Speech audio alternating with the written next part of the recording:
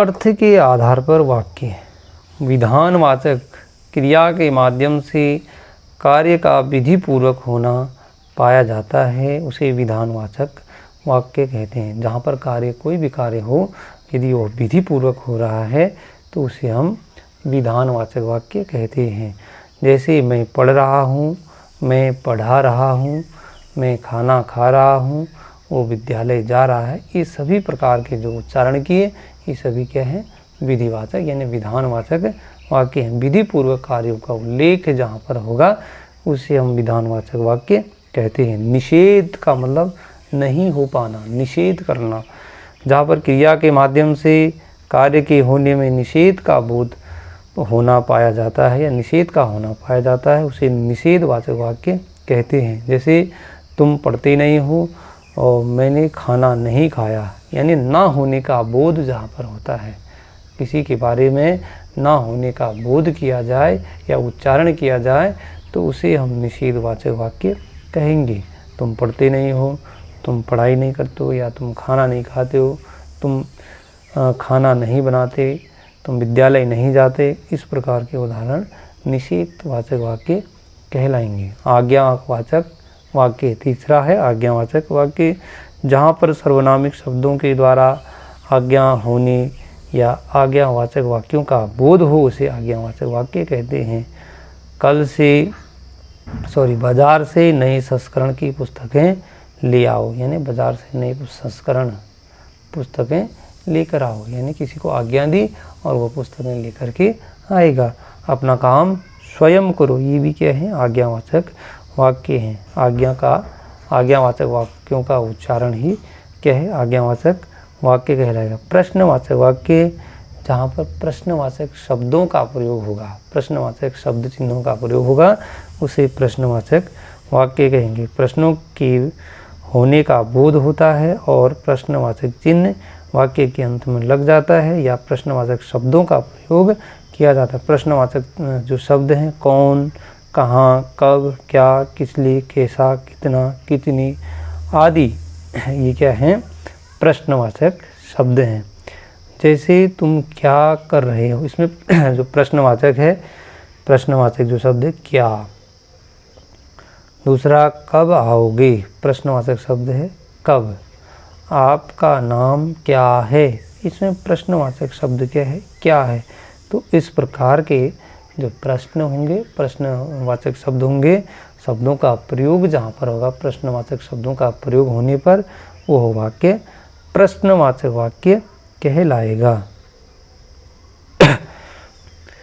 पांचवा है इच्छावाचक शब्द, इच्छा व्यक्त करना। जिन वाक्यों से इच्छा, आशीष एवं शुभ कामना का बोध होता है, इच्छा में सिर्फ इच्छा ही नहीं बल्कि शुभाशीष है, शुभकामनाएं हैं, इस प्रकार के शब्दों का बोध जहाँ पर होगा उसे इच्छावाचक वाक्य कहते हैं। जैसे भगवान तुम्हारी मनोकामनाएं पूरी करे, मेरी शुभकामना आपके साथ है, तुम्हारी लंबी उम्र हो, ईश्वर तुम्हारा कल्याण करे, और मेरा मन, यह हो जाएगा मेरा मन खीर खाने को कर रहा है। तो यहाँ पर मन है तो इसको कहते हैं इच्छावाचक वाक्य। इच्छावाचक वाक्य में सिर्फ इच्छा ही नहीं बल्कि शुभाशीष और शुभ कामनाओं का बोध भी होता है, उसे इच्छावाचक वाक्य कहते हैं।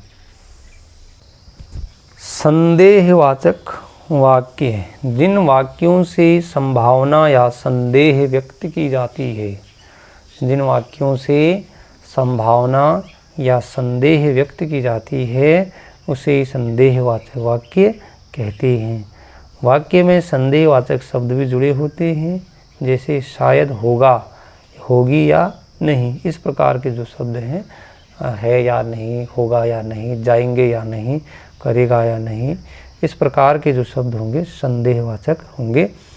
शायद आज बारिश होगी, उदाहरण क्या है, शायद आज बारिश होगी, तो इसमें शायद संदेह व्यक्त किया गया है, बारिश होने की संभावना व्यक्त की जा रही है।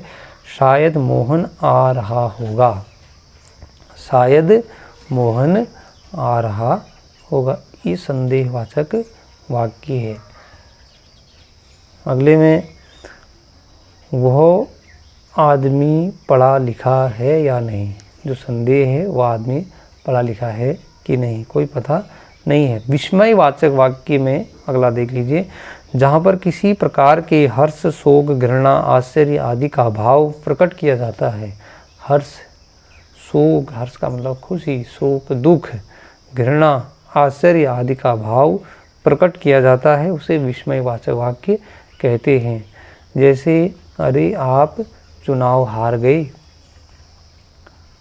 विस्मयवाचक जो चिन्ह है, अरे आप चुनाव हार गए, वाह कितना सुंदर है, ये भी क्या है, विस्मयवाचक है। खुशी का भाव, वाह कितना सुंदर है, आहा कितना सुंदर दृश्य है, छी छी कितना गंदा। इस प्रकार के जो शब्द उच्चारण होंगे शब्दों में, तो हमने पहचानना है ये विस्मयवाचक वाक्य के उदाहरण हैं। अर्थ के आधार पर जो अंतिम अध्याय है वो है संकेतवाचक वाक्य। क्या है, संकेतवाचक वाक्य, यानी 8वां रूप है संकेतवाचक वाक्य, जहाँ पर एक बात का दूसरी बात की ओर संकेत का होना पाया जाता है, उसे ही संकेतवाचक वाक्य कहते हैं। एक बात का दूसरी बात की तरफ संकेत का होना पाया जाता है, उसे संकेतवाचक वाक्य कहते हैं। जैसे बीज बोओगे वैसी फसल काटोगे, यानी पहली बात का संकेत दूसरी बात की तरफ है।